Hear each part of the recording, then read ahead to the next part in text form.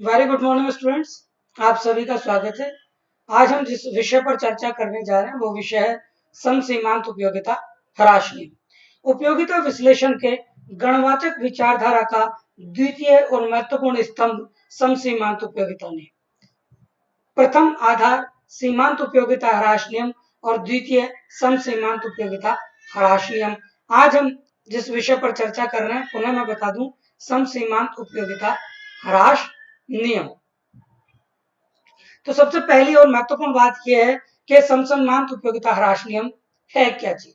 समसीमांत उपयोगिता ह्रास नियम को प्रोफेसर गोसेन ने दिया, जो उनके दूसरे या द्वितीय नियम के नाम से जाना जाता है। इस नियम को समसीमांत प्रतिफलों का नियम, प्रतिस्थापन का नियम, अधिकतम संतुष्टि का नियम, उदासीनता का नियम, विचारवान उपभोक्ता का नियम आदि कई सारे नामों से जाना जाता है। यह नियम उपभोक्ता के उस सामान्य मानसिक या मनोवैज्ञानिक विचार का एक प्रकटीकरण है कि एक उपभोक्ता किसी वस्तु का क्रय इसलिए करता है क्योंकि वह उस वस्तु से संतुष्टि प्राप्त करना चाहता है, और दूसरी बात कि वह उन वस्तुओं का क्रय किस रूप में करना पसंद करेगा, क्या उसकी बाध्यताएं हैं, क्या उसकी सीमाएं हैं जिनसे वो अपने संतुष्टि के स्तर को अधिकतम बना सके, स्वयं को संतुलित बना सके, संतुलित महसूस कर सके। इन सारी बातों का विश्लेषण या इन सारी बातों पर जो चर्चा है वो आज हम सीमांत उपयोगिता के द्वितीय पक्ष समसीमांत उपयोगिता ह्रास नियम में कर रहे हैं। एक उपभोक्ता जिसकी आवश्यकताएं असीमित होती, किंतु उसे पूरा करने के लिए उसके पास में जो साधन है वो साधन सीमित होते, वह अपने इन सीमित साधनों के आधार पर ही अपना व्यय तय करता है जिससे वह अधिकतम संतुष्टि प्राप्त कर सके। साधनों के रूप में उपभोक्ता के पास में यदि हम कहें तो एक निश्चित आय होती है या उसका एक बजट होता है जिसे वह विभिन्न वस्तुओं पर व्यय करना चाहता है। बहुत सारी आवश्यकताएं हैं, बहुत सारी वस्तुएं उपभोक्ता के सामने हैं और उन बहुत सारी वस्तुओं को उपभोक्ता क्रय करना चाहता है। अब क्रय करने में उसके पीछे दो चीजें उसके सामने हैं। एक तो ये कि चीजें बहुत सारी हैं, लेकिन उन चीजों को प्राप्त करने या उनको प्रयोग करने या उपभोग करने के लिए उसके पास में जो साधन है वो साधन सीमित है। यदि उस साधन को हम आय के रूप में देखें तो उसके पास में एक निश्चित आय है या उसके पास में पैसे की जो मात्रा है वो निश्चित है, जिन पैसों को वो अपनी वस्तुओं को क्रय करने में या खरीदने में खर्च करना चाहता है। अब बात यह है कि वह अपनी सीमित आय को विभिन्न वस्तुओं पर इस प्रकार व्यय करे कि वह क्रय की संतुलन स्थिति को प्राप्त कर सके। दो चीजें, पहली बात कि वह अपनी निश्चित आय को विभिन्न वस्तुओं पर व्यय करे, और व्यय करने के बाद में एक तो वह क्रय की जो है संतुलन स्थिति को प्राप्त कर सके। पहला तो काम उसको क्या करना है कि अपनी आय को विभिन्न वस्तुओं पर व्यय करने के लिए उसका एक आवंटन तय करना है कि कौन सी वस्तु पर वो कितना व्यय करना चाहता है, और दूसरी बात कि उनसे वो अपने साम्य या संतुलन को प्राप्त कर सकता है या नहीं, वो अपने को अधिकतम संतुष्टि के स्तर पर ले जा सकता है या नहीं, ये कार्य के एक उपभोक्ता के रूप में उसको करना पड़ता है। इसलिए इस नियम को उपभोक्ता के संतुलन का नियम भी कहा जाता है। इस नियम के अनुसार उपभोक्ता जो है वो अपनी संतुष्टि को अधिकतम करने या अधिकतम संतुष्टि को प्राप्त करने के लिए विभिन्न वस्तुओं पर अपनी सीमित आय को इस प्रकार व्यय करता है कि अंतिम खर्च की गई इकाई से मिलने वाली सीमांत उपयोगिताएं बराबर हो जाएं। मान लीजिए एक उपभोक्ता दो वस्तुओं पर व्यय कर, वस्तु X और वस्तु Y, और उसके पास में आय निश्चित। अब वो अपनी निश्चित आय को उस X वस्तु और Y वस्तु पर इस प्रकार व्यय करना, उसको इस प्रकार आवंटित करने का प्रयास करता है ताकि उसकी अंतिम खर्च की गई जो रुपए की इकाई है X वस्तु पर अंतिम रूप से Y वस्तु पर खर्च की गई मुद्रा की जो इकाई है उनसे प्राप्त होने वाले संतुष्टि या सीमांत संतुष्टि या सीमांत उपयोगिता का जो स्तर है वो स्तर बराबर हो सके। अगर वो स्तर बराबर है तो उपभोक्ता साम्य या संतुलन की दशा को प्राप्त करता है। अब उपभोक्ता को अपनी संतुष्टि को अधिकतम करने के लिए दो प्रकार के जो प्रभावक तत्व हैं या जो कारक हैं उसे प्रभावित करते हैं। पहली चीज कि उपभोक्ता की आय। अभी मैंने कहा कि उपभोक्ता की आवश्यकताएं इच्छाएं अनंत असीमित होती, लेकिन उन चीजों की प्राप्ति के लिए उसके पास में जो साधन है वो साधन सीमित होते हैं। यदि हम साधन को एक आय के रूप में माने तो साथ पहली जो उसकी खरीद या उसकी संतुष्टि को प्रभावित करने वाली जो चीज है वो पहली चीज है उपभोक्ता की आय, और दूसरी है वस्तुओं की कीमत। उपभोक्ता की आय और वस्तु की कीमत।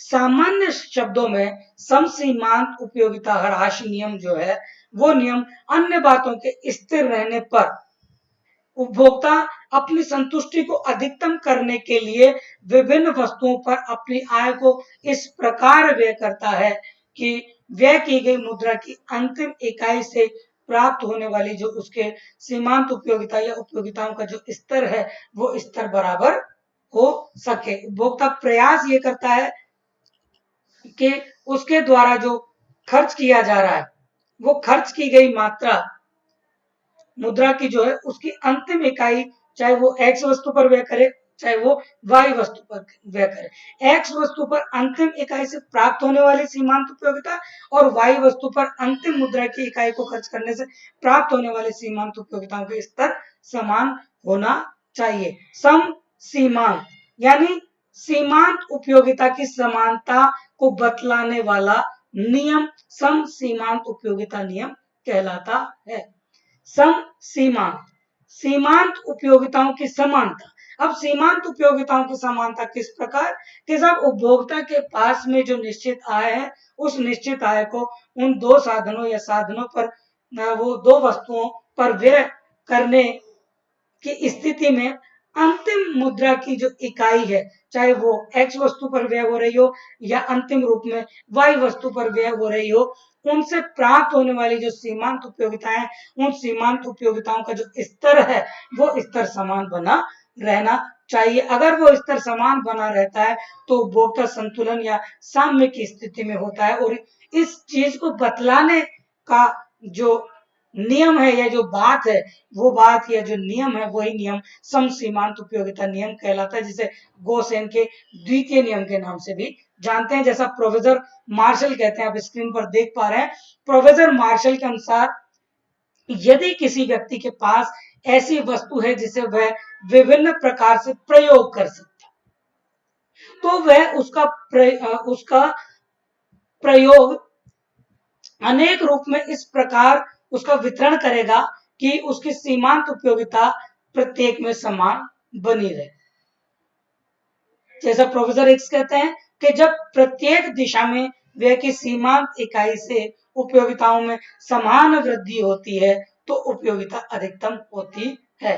यानी जैसे ही आप खर्च करते और आपके खर्च की गई यानी खर्च के जो बदलाव है उस बदलाव से प्राप्त होने वाली जो उपयोगिताओं का स्तर है या सीमांत उपयोगिताओं का जो स्तर है वो स्तर अगर समान हो जाता है तो उपभोक्ता अपने साम्य संतुलन को प्राप्त करता है और वही स्तर उपयोगिताओं के अधिकतम करण को भी बतलाता है। जैसा प्रोफेसर सैमुअल्सन भी कहते हैं कि एक उपभोक्ता उस समय अधिकतम संतुष्टि को प्राप्त करता है जब सब वस्तुओं की सीमांत उपयोगिता तथा उनकी कीमतों का अनुपात जो है वो समान हो जाए। ये एक आधुनिक विचार। सम सीमांत उपयोगिता नियम के संबंध में दो तरीके के विचार हैं जिनके बारे में अब हम आगे अध्ययन करेंगे।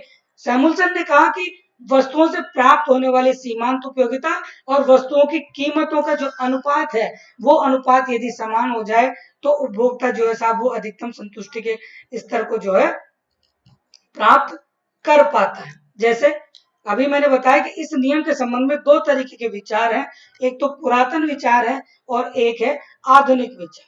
पुरातन विचार जहां सीमांत उपयोगिता की समानता की बात करता है वो विचार केवल ये कहता है, जिनमें मार्शल मुख्य माने जाते हैं, वो ये कहते हैं कि उपभोक्ता की अधिकतम संतुष्टि का स्तर या उपभोक्ता के संतुलन या साम्य का स्तर साहब वहां पर तय या वहां पर निर्धारित होगा जहां पर मुद्रा की खर्च की गई अंतिम इकाई से प्राप्त होने वाली सीमांत उपयोगिताओं का जो स्तर है वो स्तर समान हो या बराबर। अगर सीमांत उपयोगिताओं का स्तर समान या बराबर होता है तो उपभोक्ता साम्य या संतुलन को प्राप्त करता है और वही स्तर उपभोक्ता के जो है संतुष्टि के अधिकतम करण की स्थिति भी है। लेकिन जो नवीन विचार, वो नवीन विचार या आधुनिक विचार सीमांत तुष्टि गुण या सीमांत उपयोगिता और कीमतों के अनुपात के बारे में बात करता है। वो ये कहता है कि यदि वस्तुओं के प्राप्त होने वाली जो सीमांत उपयोगिता है उसका और कीमतों का अनुपात दूसरी वस्तु के सीमांत उपयोगिता और उस कीमतों के अनुपात के यदि बराबर हो जाता है तब संतुलन या साम्य निर्मित होता है। जैसा कि हम स्क्रीन पर देख पा रहे हैं, marginal utility of X divided by price of X is equal to marginal utility of Y divided by price of Y. यानी एक्स वस्तु से प्राप्त होने वाली सीमांत उपयोगिता को यदि उसकी वस्तु की कीमतों से भाग देने पर जो अनुपात प्राप्त होता है वो अनुपात वाई वस्तु से प्राप्त होने वाली सीमांत उपयोगिता और उसकी कीमतों के अनुपात के बराबर हो जाए तो उपभोक्ता जो है साम्य या संतुलन की स्थिति को प्राप्त करता है, जैसा कि आधुनिक विचार कहता है।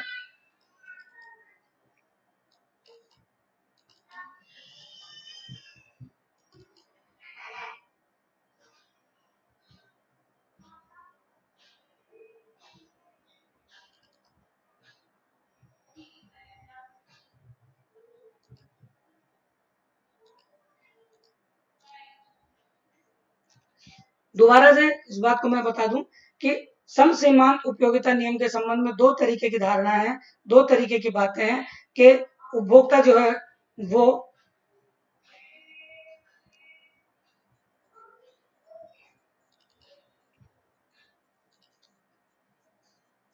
संतुलन या साम्य को किस तरीके से प्राप्त करता है। पहली बात तो ये जो पुरातन विचार है वो विचार ये कहता है कि सीमांत उपयोगिताओं का जो स्तर है वो स्तर समान होना चाहिए, जबकि आधुनिक जो विचार है वो विचार ये कहता है कि सीमांत उपयोगिता और कीमतों का जो अनुपात है वो दूसरी वस्तु की सीमांत उपयोगिता और कीमतों के अनुपात के बराबर होना चाहिए। अब बात यह है कि इस समसीमांत उपयोगिता नियम के लागू होने की क्या मान्यता है। पहली, उपयोगिता को अंक के रूप में मापा जा सकता है। दूसरा, उपभोक्ता विवेकशील है, यानी उसे बाजार की प्रक्रियाओं का, कीमतों का, वस्तुओं का, सब चीजों का ज्ञान है और वो मानसिक स्तर पर बिल्कुल सुदृढ़ और स्वस्थ स्थिति में है। उपभोक्ता की आय स्थिर है, आय या साधन सीमित है, बिल्कुल स्थिर है, उनमें किसी तरीके का कोई बदलाव नहीं होता। वस्तुओं की कीमतें भी स्थिर, जब तक उपभोक्ता उन वस्तुओं का प्रयोग या उपभोग करता है तब तक उनकी कीमतों में किसी तरीके का कोई बदलाव या परिवर्तन नहीं होता है, ये भी मान्यता ले ली गई। अगला, वस्तुओं को छोटी इकाइयों में विभाजित किया जा सकता है और उपभोग का संबंध निश्चित समय अवधि से होता है, यानी समय अवधि में किसी तरीके का कोई बदलाव या परिवर्तन नहीं होगा। ऐसा नहीं है कि साहब एक बार प्रयोग कर लिया फिर बाद में दूसरी बार प्रयोग कर लिया एक लंबे अंतराल के बाद में और हम ये कहें कि अब उपभोक्ता का साम्य जो संतुलन है वो क्यों नहीं बन रहा। ऐसा नहीं है। उस उपयोगिता की जो समय सीमा है वो समय सीमा एक निश्चित समावधि में तय होनी चाहिए। सारणी के द्वारा इस चीज को विश्लेषित करने या जानने का प्रयास करते हैं। वस्तुओं से प्राप्त, इसको दो खंड में विभाजित किया है मैंने सारणी को। एक तो वस्तुओं से प्राप्त होने वाली सीमांत उपयोगिताओं के आधार पर और वस्तुओं की प्राप्त सीमांत उपयोगिता और उनकी कीमतों के अनुपात के आधार पर दो अलग अलग भागों में विभाजित किया है। पहली सारणी के बारे में विचार करते हैं जहां पर इकाइयां और एक्स वस्तु से प्राप्त होने वाली सीमांत उपयोगिता और वाई वस्तु से प्राप्त होने वाली सीमांत उपयोगिताओं के स्तर को बतलाया गया।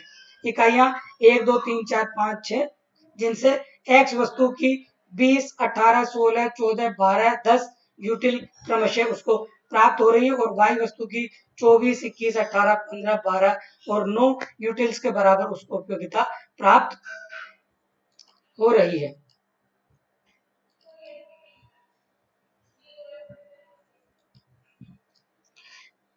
अब बात यह है कि उपभोक्ता दोनों वस्तुओं में से कितनी मात्रा क्रय करेगा, ये उसके आय के स्तर पर निर्भर करता है। उपभोक्ता अपनी निश्चित आय को तब तक वस्तुओं पर क्रय करता रहेगा जब तक कि दोनों वस्तुओं से प्राप्त होने वाली सीमांत तुष्टिगुण समान नहीं हो जाते या उसकी जो सीमित आय है वो आय खत्म नहीं हो जाती। सारणी में उपभोक्ता को विभिन्न इकाइयों से प्राप्त होने वाले सीमांत तुष्टिगुणों को दर्शाया गया, जैसा पहले अभी आपको सारणी में बतलाया।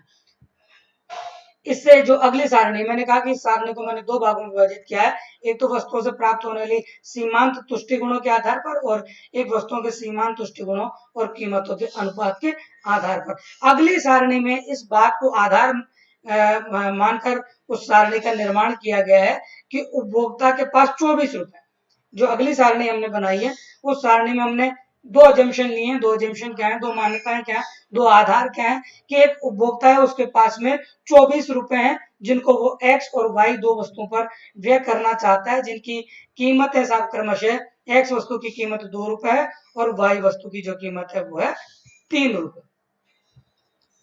और वो दो वस्तुओं पर उनको व्यय कर रहा है। मुद्रा से प्राप्त सीमांत तुष्टिगुण या उनका अनुपात। देखिए मैं आपको पहले वाली सारणी पर ले चलता हूं। वस्तु x और वस्तु y की विभिन्न इकाइयां 1, 2, 3, 4, 5, 6 इकाइयां।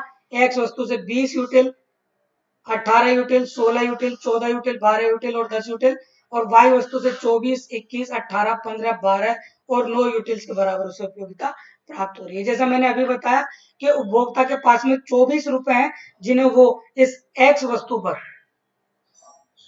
ये जो x वस्तु है साहब, इस x वस्तु पर और इस y वस्तु पर दोनों पर व्यय करना चाहता है। अब ये जो x वस्तु है, इस x वस्तु की कीमत 2 रुपए है और इस y वस्तु की जो कीमत है वो 3 रुपए।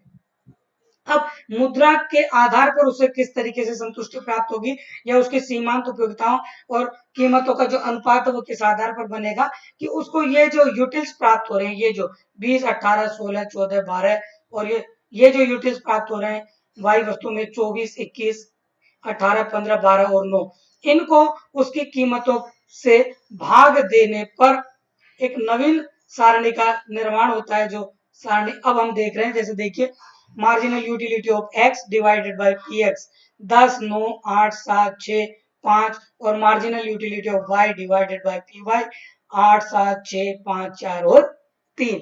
यानी आधुनिक विचार के अनुसार और प्राचीन विचार के अनुसार दोनों तरीके की चीजें मैंने आपके सामने रख दी हैं। इस सारणी का विश्लेषण करते हैं, हम इस सारणी के बारे में बात करते हैं। सारणी को देखने पर यह स्पष्ट है कि यदि उपभोक्ता के पास 24 रुपए हैं जिन्हें वो दो वस्तुओं क्रमशः x और y पर व्यय करना चाहता है, जिनकी कीमत है 2 रुपए और 3 रुपए, उक्त आय को जब वह दोनों वस्तुओं पर व्यय करता है तो वह x वस्तु की 6 इकाइयां और y वस्तु की 4 इकाइयां प्राप्त कर सकता है, जिनसे उसे क्रमशः 5-5 यूटिल्स के बराबर, 5-5 यूटिल अनुपात के बराबर में उसको यूटिलिटी प्राप्त हो रही है। देखिए इसकी 6 इकाइयां 5 साम्य स्तर और इसकी 4 इकाइयां 5 साम्य स्तर। Marginal utility of P X divided by P X equal to marginal utility of Y divided by P Y 5 बराबर 5, यानी x की 6 इकाइयां और y की 4 इकाइयां अगर वो प्राप्त कर रहा है तो साहब वो एक साम्य या संतुलन के स्तर को प्राप्त कर रहा है। अब इसमें दूसरी जो महत्वपूर्ण बात है वो ये भी है कि इस स्थिति में वो अपने बजट की सीमा को भी पूरा कर रहा है, ना तो उसके पास में पैसे बच रहे हैं, ना उसको अतिरिक्त पैसे खर्च करने की कहीं आवश्यकता महसूस हो रही है। जैसा आप देख रहे हैं कि x की 6 इकाइयां 6 गुणा 2 बराबर 12 और y की 4 इकाइयां 4 गुणा 3 बराबर 12, यानी 12 प्लस 12 बराबर 24 रुपए। अब वो x और y वस्तु पर 12-12 रुपए खर्च करके, यानी अंतिम 12वां रुपया एक्स पर खर्च करके उसको 5 यूटिल्स के अनुपात और वाई पर अंतिम 12वां रुपया खर्च करने के बाद में 5 यूटिल्स का अनुपात यानी marginal utility of X divided by P X बराबर marginal utility of Y divided by P Y, ये दोनों का सीमांत उपयोगिता और कीमतों का जो अनुपात है एक्स वस्तु का, और सीमांत उपयोगिता और कीमतों का अनुपात जो है वाई वस्तु का, वो दोनों समान हो जाते हैं। मुद्रा की अंतिम इकाई खर्च करने से प्राप्त होने वाली सीमांत उपयोगिताओं का जो अनुपात है वो अनुपात समान हो रहा है। वही स्तर जहां पर यह अनुपात समान हो जाता है वहां पर उपभोक्ता साम्य संतुलन की स्थिति को प्राप्त करता है। जैसा इसका आधार है, हम देख रहे हैं इसमें भी वही कार्य जो है हो रहा है। साम्य या संतुलन का स्तर जो है वो प्राप्त हो रहा है। यह वह स्थिति है जब उपभोक्ता संतुलन या साम्य की स्थिति में है। यहाँ वह अपनी बजट की स्थिति से या अपने आय के सीमित स्तर से दोनों वस्तुओं पर व्यय करता है और वह क्रमशः x की 6 और y की 4 इकाइयों का उपयोग करता है, जिससे वो संतुलन की स्थिति को प्राप्त करता है। माना यदि किसी वजह से उपभोक्ता इस साम्य या संतुलन में बदला, हम इसमें बदलाव करके देखते हैं और हम देखते हैं कि क्या उसके बदलाव होने से उपभोक्ता को अधिकतम संतुष्टि का स्तर प्राप्त हो पाता है या नहीं हो पाता है, जैसा वो पूर्व स्थिति में प्राप्त कर रहा है। यदि उपभोक्ता जो पहले वाई वस्तु की 4 इकाइयां प्रयोग कर रहा था उनके स्थान पर वो 5वीं इकाई का प्रयोग करे और इस 5वीं इकाई के प्रयोग करने से उसका जो ये जो इकाई उसने परिवर्तित की है उससे सीमांत उपयोगिता का जो स्तर है वो स्तर परिवर्तित होकर अब जो सीमांत उपयोगिता उस 5वीं इकाई से प्राप्त होने वाली जो सीमांत उपयोगिता है वो 4 हो जाती है और कुल उपयोगिता का जो स्तर है वो 30 यूटिल के बराबर प्राप्त होता है उसे। देखिए दोबारा सारणी पर आपको ले जा रहा, 8 7 6 5 26 कुल उपयोगिता। अगर वो एक और अतिरिक्त इकाई प्रयोग करता है 4 यानी 30 यूटिल्स के बराबर उसे कुल उपयोगिता प्राप्त होती है अगर वो वाई वस्तु की इकाइयों में विस्तार करता है तो।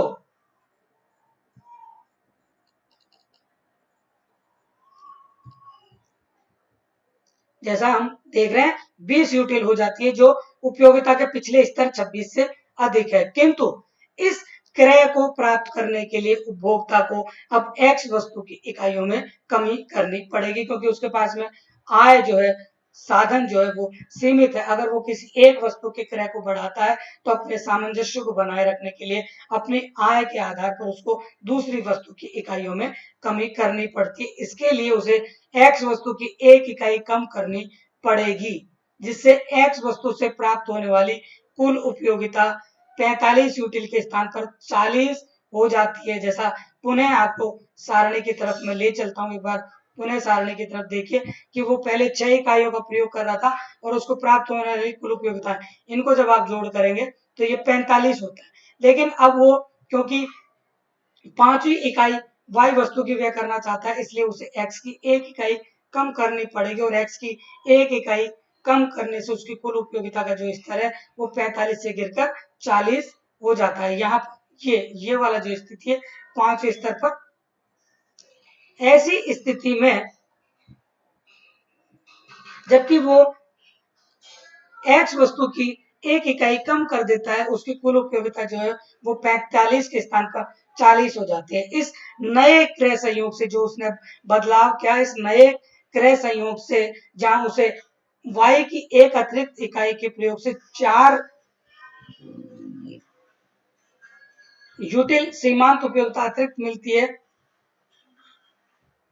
यानी कुल उपयोगिता में 4 इकाइयों का बढ़ोतरी होती है, वहीं एक्स वस्तु की एक इकाई कम करने से उसकी कुल उपयोगिता में जो है वो 5 यूटिल्स के बराबर उसको नुकसान होता है। यानी कुल मिलाकर देखा जाए तो उसे इस नए क्रय संयोग से 1 यूटिल इकाई के बराबर शुद्ध रूप में हानि या नुकसान उठाना पड़ रहा है पूर्व संयोग की अपेक्षा। और दूसरी महत्वपूर्ण बात के साथ ये जो नया क्रय संयोग जिसमें वो y की 5 इकाइयां और x की 5 इकाइयां क्रय करेगा उसमें उसको जो आय है वो आय भी उसकी बढ़कर 25 रुपए हो जाती है। जैसे वो y की 5 इकाइयां प्रयोग करेगा तो 5 ये 15 रुपए, और x की 5 इकाइयां प्रयोग करेगा तो 5 दूनी 10 रुपए, यानी 15 + 10 बराबर 25 रुपए। जबकि हम देख रहे हैं कि उपभोक्ता के पास में जो आय है वो सीमित है और उसकी मात्रा जो है वो 24 रुपए है। तो ये जो एक अतिरिक्त मुद्रा इकाई है 1 रुपया, वो अब उपभोक्ता कहां से लाए? एक तरफ तो उसको कुल उपयोगिता या संतुष्टि का जो स्तर है, अधिकतम संतुष्टि का स्तर जो उसने प्राप्त किया उसमें 1 इकाई के बराबर नुकसान हो रहा है। वहीं उस नुकसान के पश्चात भी उसे वो स्तर प्राप्त करने के लिए मुद्रा की एक अतिरिक्त इकाई की आवश्यकता है। तो वो एक अतिरिक्त इकाई कहां से लाएगा? जैसा आप रेखा चित्र में देख रहे हैं, रेखा चित्र के 2 भाग हैं, ए भाग और बी भाग, जिनमें हमने एक तो गेन पोजीशन को दिया है और दूसरा हमने लॉस पोजीशन को दिया है। ये वाई वस्तु के बी वाला जो रेखा चित्र है वो वाई वस्तु के संबंध में बात करता है, जो ए वाला रेखा चित्र है वो एक्स वस्तु के संबंध में बात करता है, जैसा कि आप इसमें देख रहे हैं। ये जो रेखांकित क्षेत्र है जिसमें ये लाइनें बनी हुई हैं, ये वाई वस्तु की एक अतिरिक्त इकाई का क्रय करने से उपभोक्ता को प्राप्त होने वाली अतिरिक्त उपयोगिता की प्राप्ति या गेन को बतलाता है। और ए क्षेत्र में जो ये रेखांकित क्षेत्र है BAHC, ये जो क्षेत्र है उसको 1 इकाई x की कम करने से उसकी उपयोगिता में होने वाले नुकसान को बतला रहा है।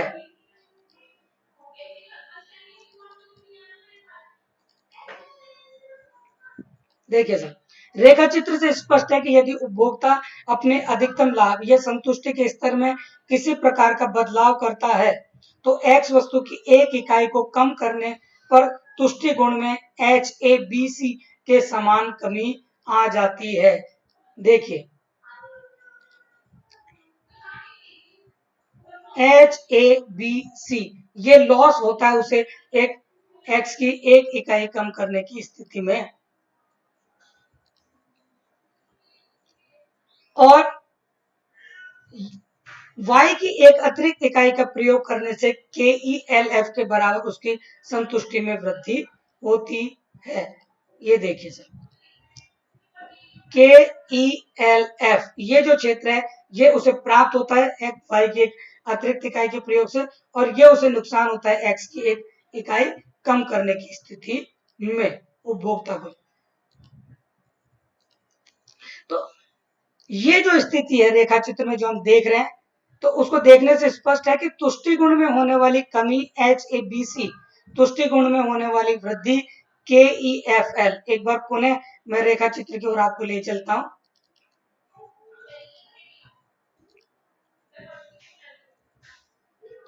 ये देखिए, ये जो गेन है KELF, ये जो गेन है, ये जो रेखांकित क्षेत्र है, ये रेखांकित क्षेत्र x वस्तु की 1 इकाई के कम करने से हुए जो लॉस है वो AHBC जो क्षेत्र है उसकी अपेक्षा कम है, या यूं कहें कि नुकसान का जो रेखांकित क्षेत्र है वो ज्यादा है और फायदे वाला जो रेखांकित क्षेत्र है वो कम है।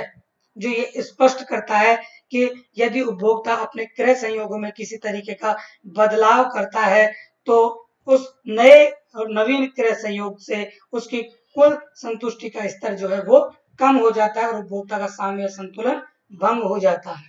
तो एक बार पुनः सारांश के रूप में मैं आपको बता दूं कि जो समसीमांत उपयोगिता नियम है वो समसीमांत उपयोगिता नियम इसी चीज को बतलाता है कि एक उपभोक्ता अपनी सीमित साधनों या सीमित आय से विभिन्न वस्तुओं पर किस प्रकार व्यय करे कि वो अपने संतुलन या साम्य को प्राप्त कर सके, या यूं कहें कि अपने संतुष्टि के स्तर को अधिकतम कर सके। इस चीज को जानने का जो नियम है वो नियम समसीमांत उपयोगिता नियम कहलाता है, जिसे गॉसियन का द्वितीय नियम भी कहते हैं। सामान्य रूप में आपने और हमने इस विषय पर चर्चा की। मैं ऐसा मानता हूं कि आप लोगों को इस सरलता से, जिस सरलता से हमने इस विषय की बारीकी को समझने का प्रयास किया है, आप सभी लाभान्वित होंगे। आप सभी लोगों का बहुत बहुत